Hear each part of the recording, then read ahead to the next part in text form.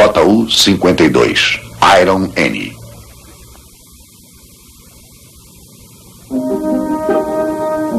Esta aeronave desengonçada nasceu numa era de inquietações. Ela é considerada uma das mais importantes da história da aviação. Simples, resistente e confiável, era o esteio principal da Luftwaffe da Alemanha nazista.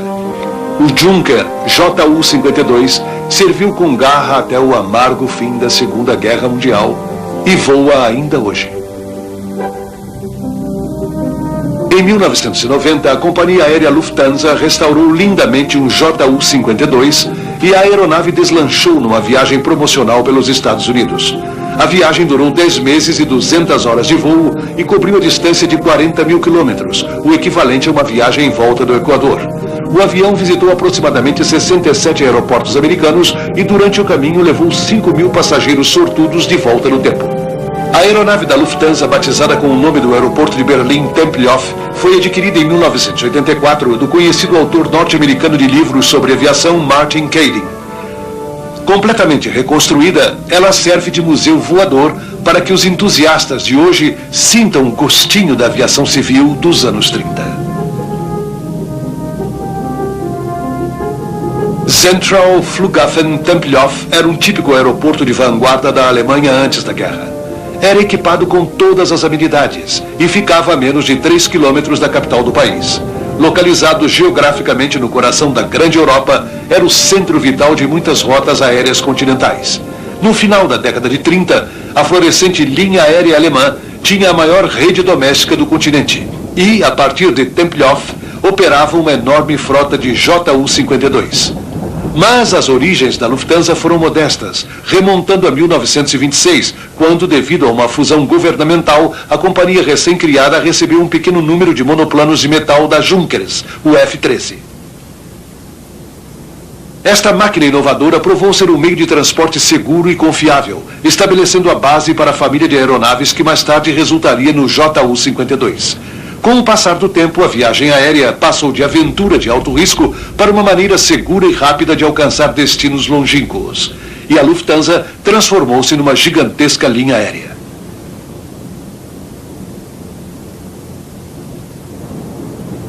A chegada de motores seguros como o radial BMW foi responsável pelo desenvolvimento de aeronaves seguras.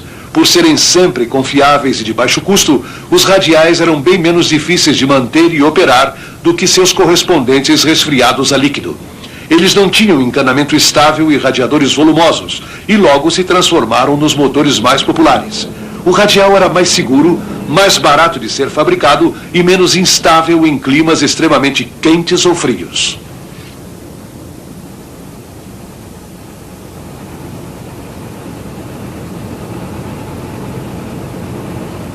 Embora fossem eficientes, os radiais precisavam de combustível e muito. As asas balanceadas do JU-52 e seus tanques de combustível embutidos carregavam mais de 500 galões. Isso conferia ao 52 uma autonomia de voo de 885 quilômetros, ligando cidades europeias distantes como Estocolmo e Berlim, ou Copenhague e Amsterdã, com um constante atendimento de luxo. Tia Jus, ou Tia Junkers, como era chamado pelos aviadores alemães, podia transportar 17 passageiros no mais absoluto conforto. O óleo para os radiais BMW famintos também era importante. Por isso, cada motor era equipado com um tanque de óleo na carenagem da asa. Os motores eram fortes e resistentes e era inevitável que houvesse grandes vazamentos de óleo. Os jatos de óleo e o spray parecido com uma névoa que saíam da hélice frequentemente cobriam as superfícies das aeronaves com uma camada fina e escorregadia, o que dificultava o trabalho a ser feito no avião pelo pessoal de terra. Enquanto a Lufthansa amadurecia sua fama adquirida por seu atendimento de qualidade, Adolf Hitler tentava restaurar a autoestima alemã. Os sucessos, como o caso da Lufthansa, tornaram-se instrumentos de propaganda, e o trimotor Junkers foi exibido como uma maravilha da aviação alemã. Operários orgulhosos apresentavam uma imagem germânica de eficiência para um mundo cada vez mais preocupado. Até mesmo feitos como andar sobre a asa eram vistos como prova positiva de que não existia risco grande demais para ser tomado em nome da pátria. Nos dias anteriores aos arranques elétricos, os motores do JU-52 ganhavam vida através de uma explosão de ar comprimido em tanques dentro da fuselagem. Em cada parada, a rotina se repetia e eles eram preparados de novo.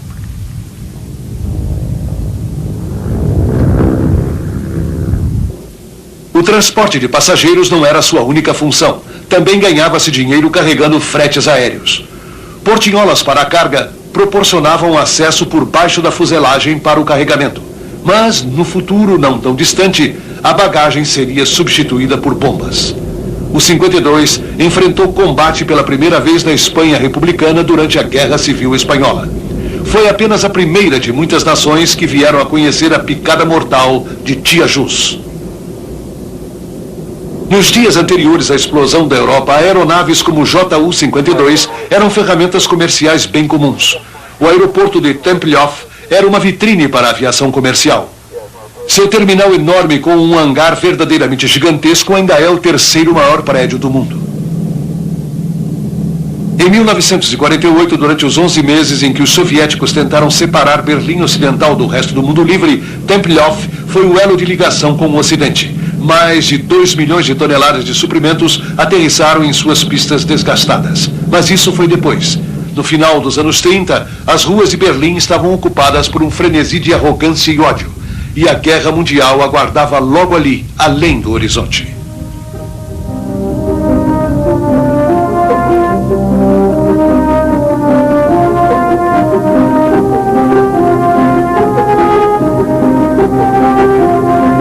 Dar partida nos 3 motores BMW era uma coisa relativamente fácil de se fazer, embora alguns pilotos tenham dito que era como tocar um órgão Wurlitzer.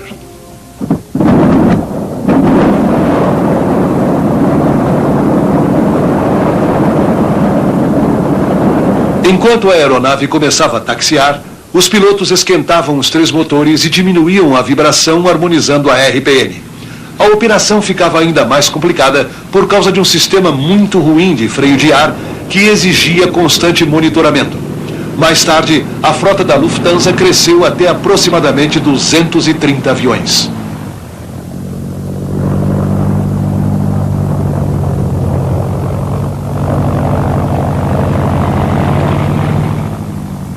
Com bandeiras e sinais, conseguiu-se um controle terrestre rudimentar. Depois que o sinal de partida era dado, a aeronave levantava voo do enorme gramado do aeroporto diretamente na direção do vento. Foi um ritual repetido milhares de vezes durante os anos seguintes, à medida que a fama fazia do JU-52 o avião mais vendido na Europa. Nem mesmo o professor Hugo Junkers, pai do Tia Jus, poderia prever o sucesso que a sua resistente aeronave iria fazer.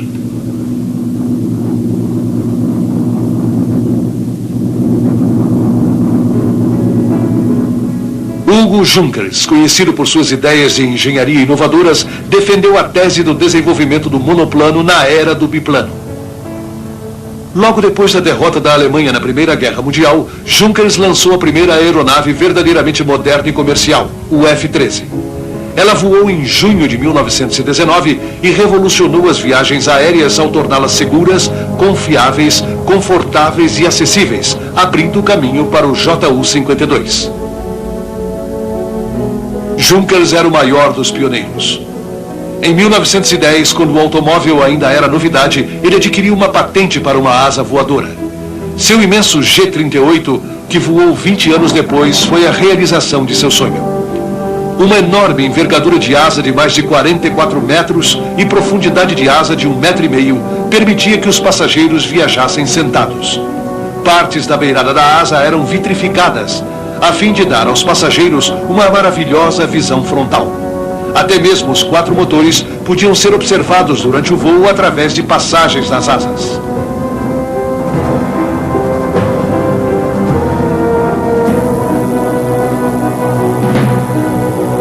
A fuselagem de 2 andares permitia levar 7 tripulantes e 34 passageiros sentados. 2 G-38 foram construídos e ambos tiveram um fim violento. Um caiu em 1936 e o outro foi destruído pelos bombardeiros da RAF em 1940. No começo de 1930, Junkers completou seus planos de construção de uma grande aeronave monomotora, toda de metal, baseada no pioneiro F-13. Um desses monomotores JU-52 originais foi vendido à Canadian Airways. Registrado como CF-ARM, ele foi embarcado para Quebec e, ao final de novembro de 1931, estava levando passageiros e carga através das províncias do norte. Chamado de ganso voador, os comerciantes de peles, as companhias de mineração e equipes de construção transportaram madeira, gado, comida, dinamite, cavalos e quase qualquer coisa que coubesse dentro da espaçosa cabine.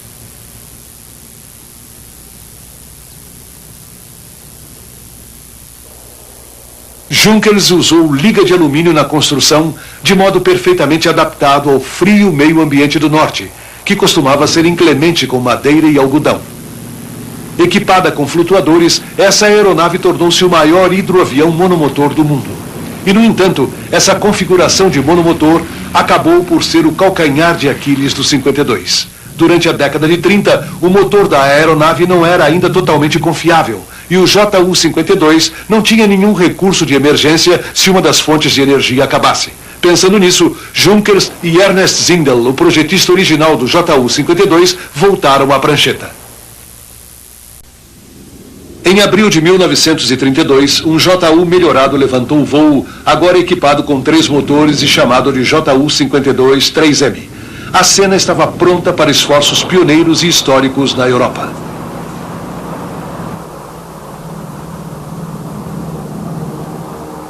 Com sua nova robustez, o TIA JU-52 rapidamente desenvolveu a fama de ser confiável. Como resultado, foi o primeiro a se estabelecer na rota lucrativa para Roma. Os Alpes, uma vez considerados uma barreira insuperável, agora passaram a ser apenas um maravilhoso cenário para a viagem ao sul.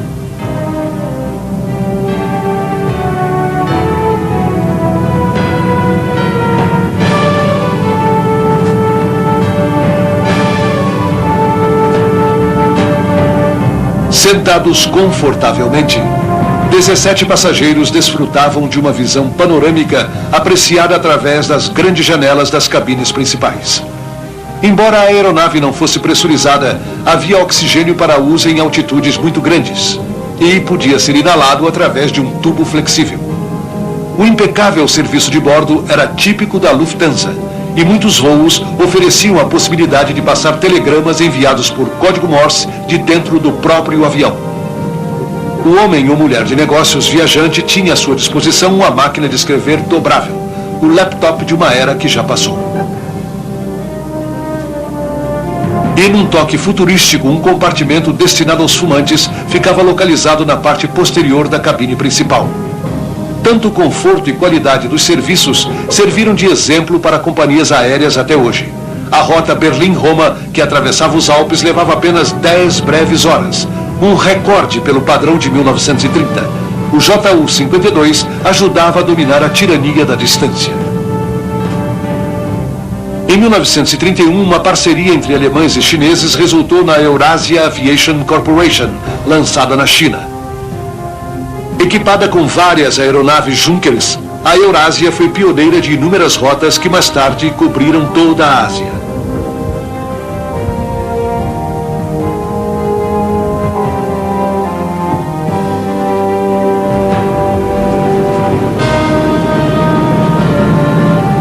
Os JU-52 foram introduzidos na frota da Eurásia e pela primeira vez sobrevoaram a vasta e dura paisagem no continente. A linha aérea introduziu o transporte moderno em áreas onde o principal meio de locomoção durante milhares de anos havia sido sobre gado ou camelo. Mais tarde, a Eurásia passou a voar para cidades exóticas como Hong Kong e Hanoi e contornou a longínqua Grande Muralha da China. A aeronave de Junkers também trilhou o caminho para rotas aéreas em outras partes do mundo, inclusive a América do Sul. Em 1934, a Lufthansa lançou uma rota de correio aéreo através do Atlântico Sul até o seu destino, a cidade do Rio de Janeiro, no Brasil. Hidroaviões Dornier, que saltavam entre navios de catapulta estrategicamente posicionados e ancorados no meio do oceano, eram usados para atravessar o Atlântico. E os JU-52, modificados com flutuadores, provaram ser ideais para os voos curtos de entrega ao longo do litoral. Essas rotas não apenas faziam a entrega do correio a portos marítimos, mas também a locais do interior do Uruguai, da Argentina e do Chile. Mais uma vez, o JU-52 desempenhava um papel importante no processo de tornar o mundo um lugar bem menor. Em 1935, nascia a Luftwaffe de Hitler. Criada em segredo, foi um instrumento de guerra aérea mais moderno e terrível jamais inventado. Mas também contradizia quase tudo em que Hugo Junkers acreditava. E Junkers não hesitou em expressar o seu desagrado. Em 1934, os nazistas forçaram Junkers a se retirar de seu próprio negócio e passaram a controlar eles mesmos a enorme companhia. Um ano depois, ao completar 76 anos, morria o grande pioneiro da aviação. Os nazistas têm objetivos mais sinistros para o JU-52. O traço mais marcante do JU-52 talvez fosse a pele de metal. Uma descoberta acidental feita na Alemanha em 1909 resultara no Duralumin, uma liga durável de alumínio, cobre e magnésio. Tinha a leveza do alumínio, mas era muito mais forte. Junkers descobriu que lâminas de Duralumin podiam ser prensadas até ficarem corrugadas e depois serem cortadas com tesouras de metal na forma e tamanho desejados. As corrugações corriam no sentido longitudinal e enrijeciam a estrutura. Era um material de construção leve, mas de força sem igual. Duralumin era fácil de consertar e resistente contra a intempérie. Sua desvantagem mais significativa era o enorme arrasto provocado pelas corrugações.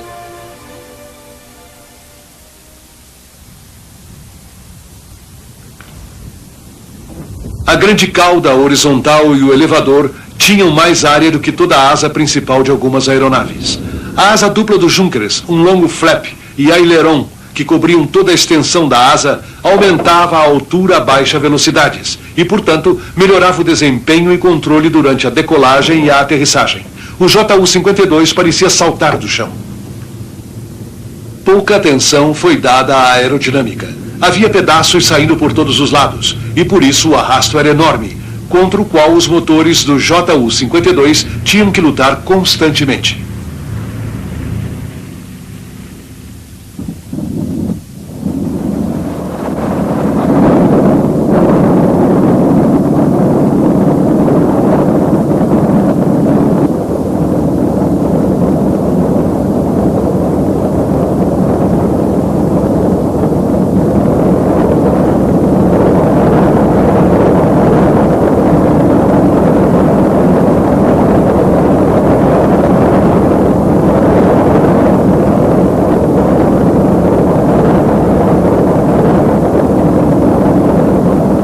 A mais notável das primeiras aeronaves com 3 motores foi o famoso trimotor da Ford, que surgiu em junho de 1926. Era uma aeronave americana que desempenhou um importante papel no desenvolvimento do transporte aéreo norte-americano. Apelidado de Ganso de Lata, o avião da Ford era um verdadeiro pioneiro. Esse é o primeiro voo dos Estados Unidos continental para o Havaí.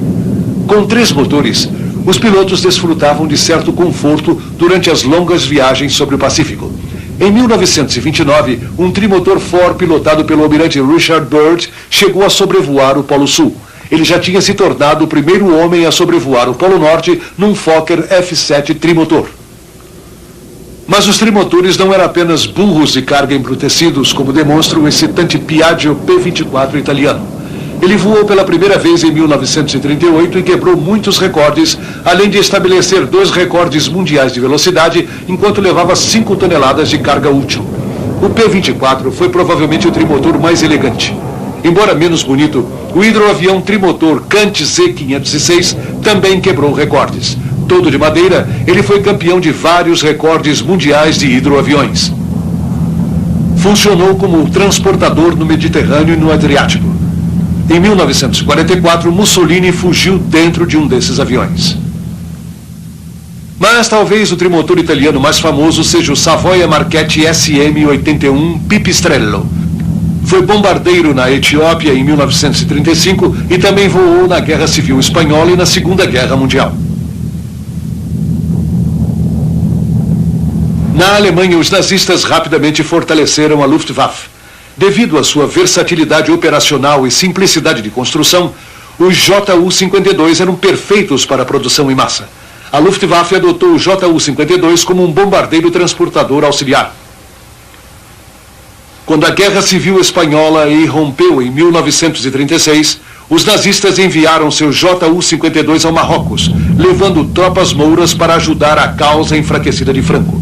Um mês depois, os 52 passaram por seu batismo de fogo ao bombardear os arredores de Madrid. Mais tarde, surgiu uma situação ligeiramente embaraçosa quando se soube que, na mesma época, a Lufthansa usava o Ju-52 para realizar voos comerciais até Madrid.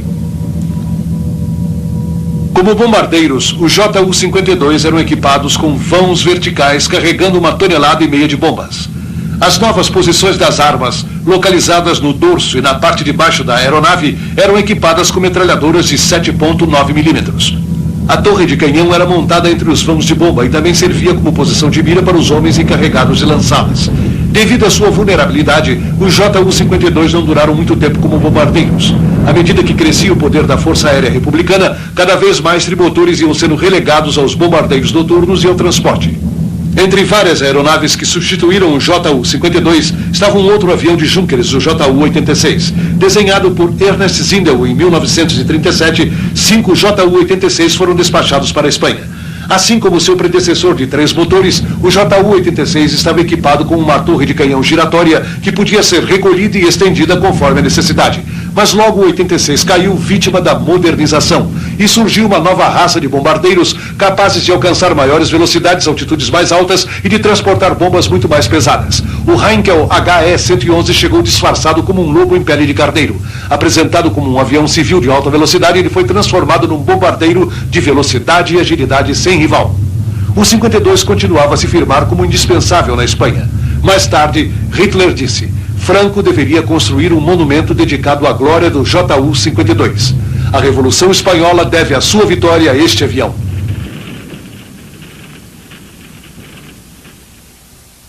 Enquanto os aviões da Luftwaffe sobrevoavam a Espanha, do outro lado do Atlântico, outro grande transportador buscava suas asas. Apresentado em 1936, o Douglas DC-3 também viria a se tornar uma lenda.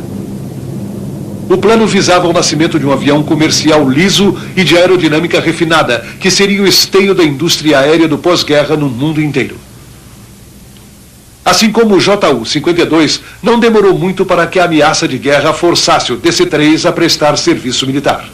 Muitos foram convertidos em transporte de tropas e carga. Chamado de C-47 pelos militares, para os aliados o DC-3 tornou-se o trem que cruzava os céus de todas as frentes. Quase 11 mil foram produzidos somente nos Estados Unidos e inúmeros mais em outras partes do mundo. Muitos exemplares do DC-3 ainda estão voando hoje, provando que um desenho bom, simples e resistente não envelhece.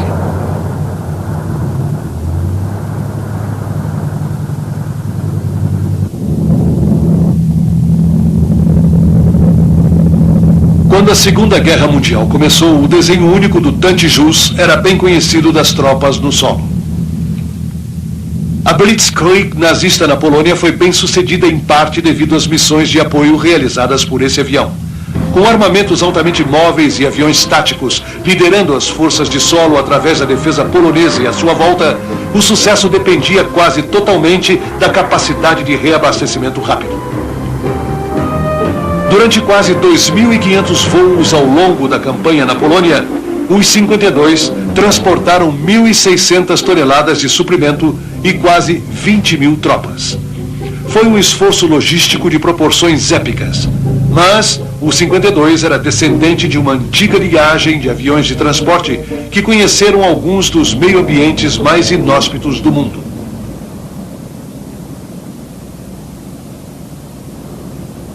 O antigo transportador Junkers de 3 motores, o G-31, tinha sido indispensável nos anos 30 em Papua Nova Guiné.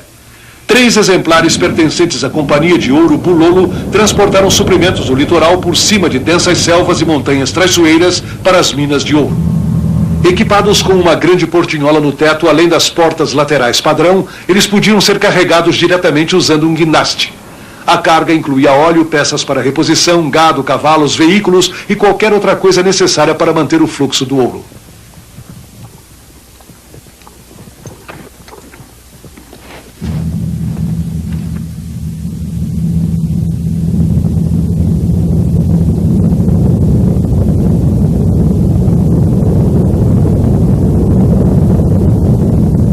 Naquela época, Dizia-se que estes 3 aviões carregaram mais frete do que todas as frotas aéreas do mundo reunidas. Por mais incrível que pareça, nessa enorme mina de ouro, cada peça de equipamento, o combustível, cada prego e parafuso, o bastante para construir um povoado, tudo foi transportado pelos aviões.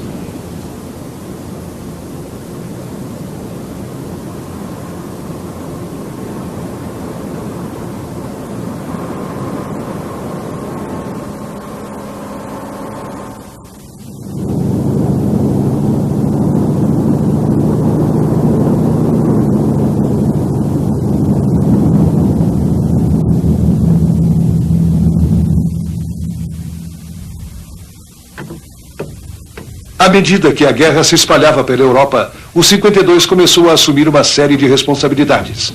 O JU-52 não apenas transportou novas tropas e suprimentos para as múltiplas frentes alemães, mas também funcionou como ambulância aérea, socorrendo os feridos. O seu papel mais dinâmico, como aeronave de linha de frente, foi desempenhado quando ele foi designado para transportar para o combate paraquedistas da recém-criada Força Aerotransportada da Luftwaffe. Nessa nova missão, a velha Anne de Ferro, apelido carinhoso da época, se viu no meio da briga.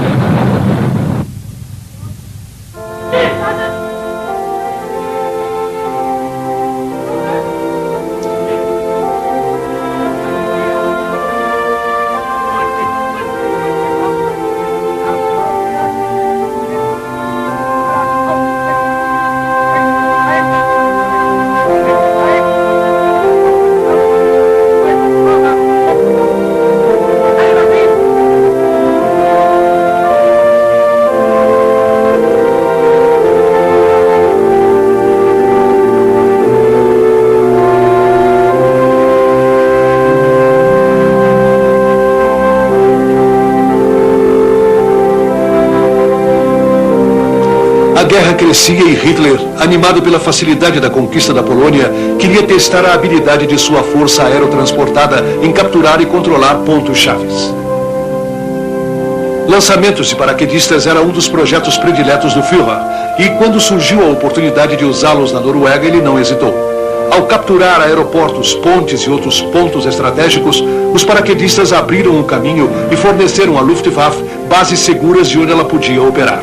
O sucesso na Noruega levou a mais operações de paraquedistas na Holanda, França e Bélgica.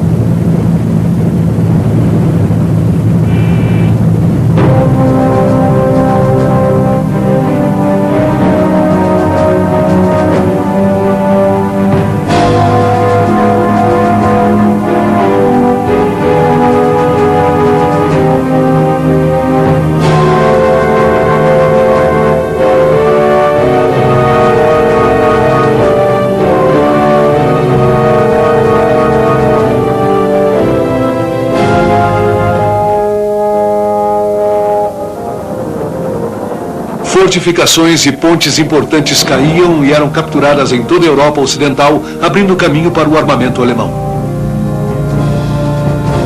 Panzers começaram a atravessar um país depois do outro. Esses ataques, que se tornaram possíveis graças ao JU-52, finalmente resultaram na subjugação de milhões de pessoas. O comandante da Força Aerotransportada da Luftwaffe era o general Kurt Student. Suas táticas brilhantes possibilitaram a invasão dos Países Baixos. Embora elogiados por Hitler, os seus homens não foram os primeiros. Eles tinham aprendido muito com o uso que os russos fizeram de paraquedistas durante a ofensiva do Exército Vermelho contra a Finlândia em 1939. Durante aquele conflito, tropas de combate equipadas com paraquedas foram transportadas para as áreas de conflito dentro de bombardeiros Tupolev Anti-6 convertidos. Student aprendera bem a lição.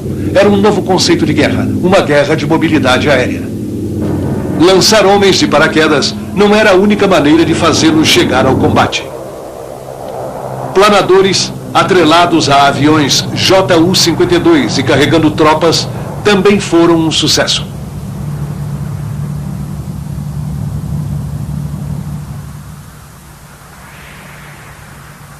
Os planadores eram perfeitos para ataques surpresa, silenciosos e rápidos, e foram decisivos em algumas das vitórias alemãs mais famosas do início da guerra.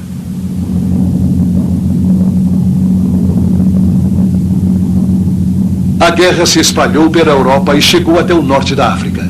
As condições duras do deserto desafiavam o homem e a máquina. Aqui também, o Ju-52 desempenhou o seu papel ao levar suprimentos ao coração do deserto, a fim de manter em atividade o grandioso Afrika Korps de Rommel. Armadas enormes atravessaram o Mediterrâneo até o norte da África, mas mesmo escoltados por caças, centenas de vulneráveis 52 caíam.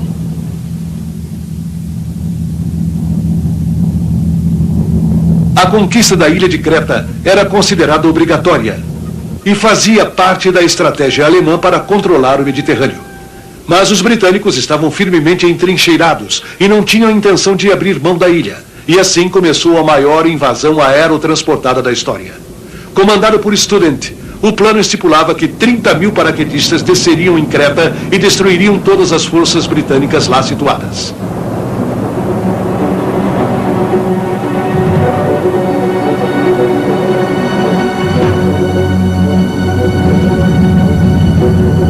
Na manhã de 20 de maio de 1941, o céu escureceu com os primeiros das centenas de Ju-52.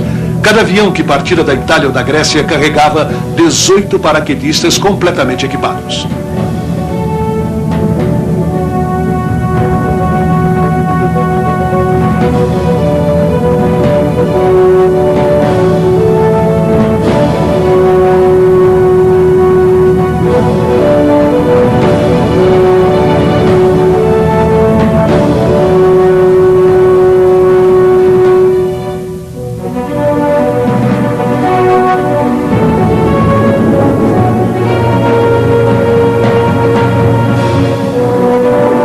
Serviria de base estratégica vital para a guerra aérea contra os britânicos no leste do Mediterrâneo.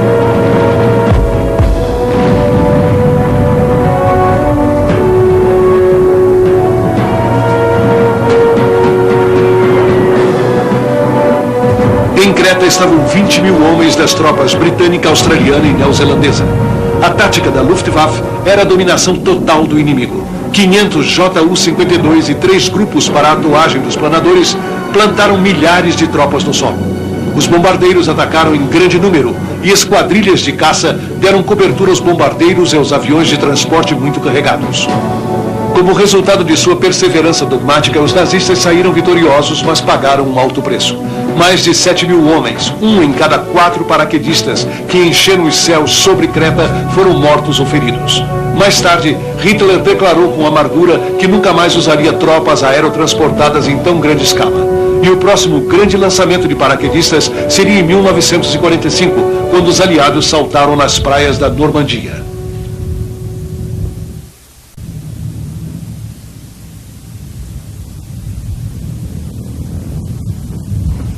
A fuselagem quadrada em forma de caixa do Ju-52 era cavernosa.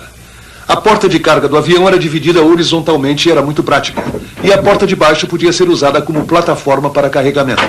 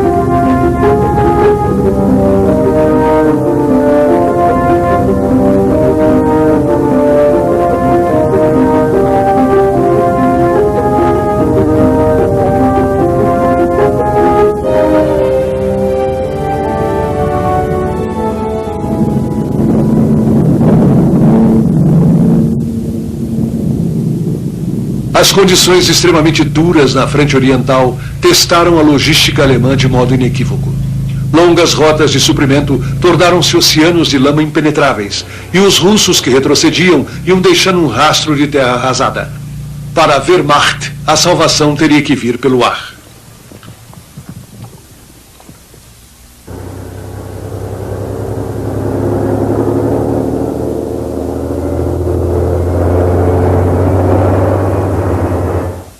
Há muitos séculos, as enormes extensões de tundra congelada e as tempestades de gelo do inverno tinham servido como barreiras protegendo a Rússia.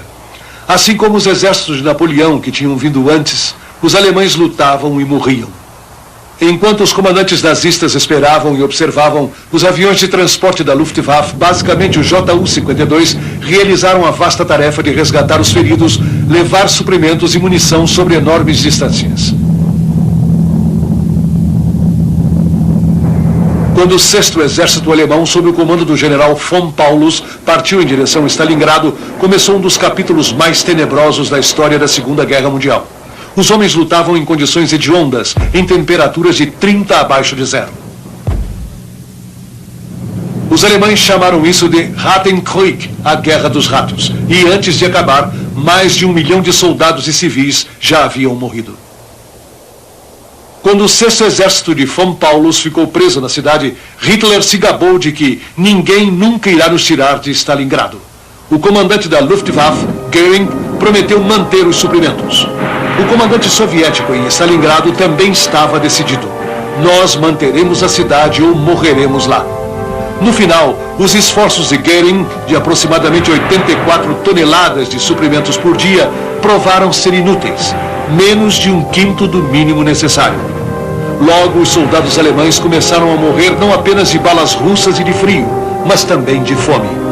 Nada menos que 490 aviões de transporte alemães, inclusive 266 Ju-52, foram perdidos no frágil esforço de emergência. A divisão de transportes aéreos alemães nunca mais se recuperou.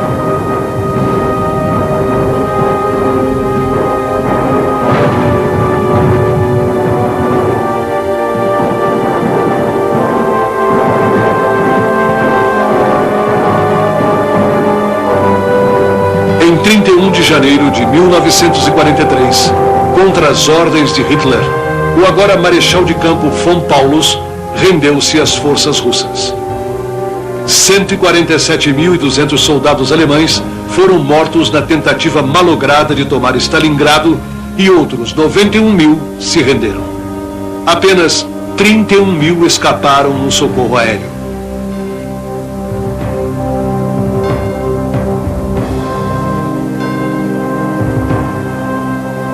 Muitas tentativas foram feitas visando a desenvolver um substituto para o 52, mas nenhuma obteve êxito.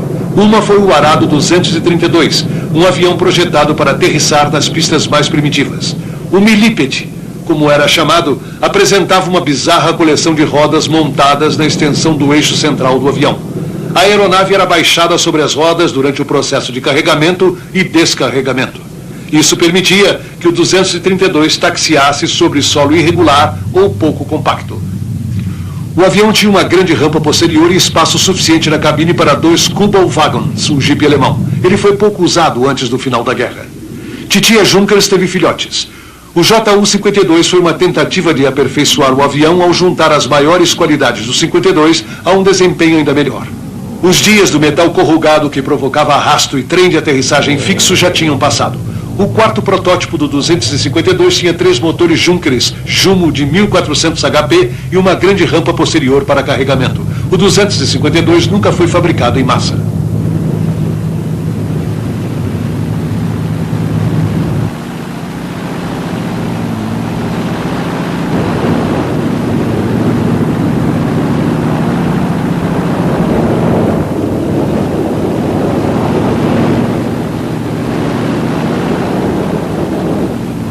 A velha N de ferro sobreviveria a todos eles. Ela ainda voa hoje. Este Ju-52 pertence à companhia inglesa Ace Reich. Não é um original, mas foi construído na Espanha depois da guerra e ficou conhecido como CASA 352. Foram construídos 170 e eles eram muito usados pela Força Aérea Espanhola. Essa aeronave foi cuidadosamente reconstruída à sua condição original da época da guerra e pintada nas cores autênticas da Luftwaffe. Agora, ela é uma celebridade e já apareceu em filmes como A Batalha da Inglaterra e nas aventuras de Indiana Jones.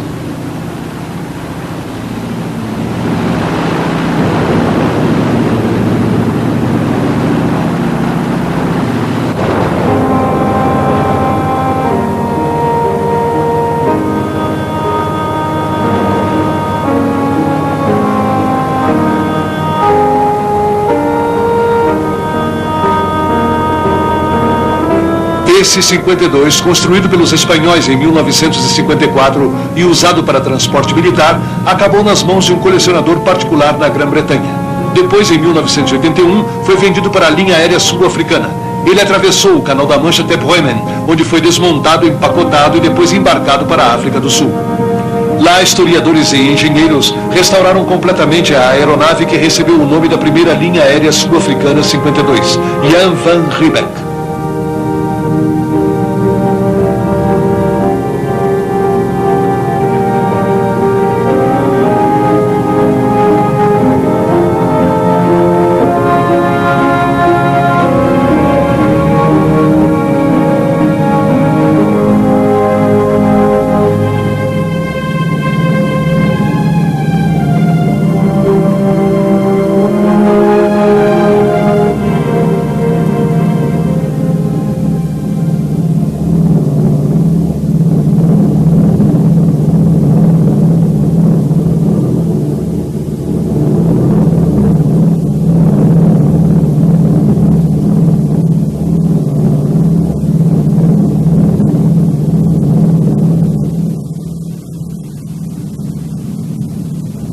A Lufthansa também restaurou o seu JU-52 a perfeitas condições de 1930. Aqui, o lindo Tempelhof divide o céu com a mais recente aquisição da Lufthansa, o novo Boeing 737. Duas gerações separadas por muita história e muitos avanços tecnológicos voando lado a lado. Um logo viajará em rotas estabelecidas pelo outro há décadas. O 52 personifica o passado de triunfos pioneiros e glórias trágicas e tenta voar o mais rápido possível. O Boeing, com todo o seu brilhante potencial, tenta manter-se no ar, voando no passo de uma era que já se foi.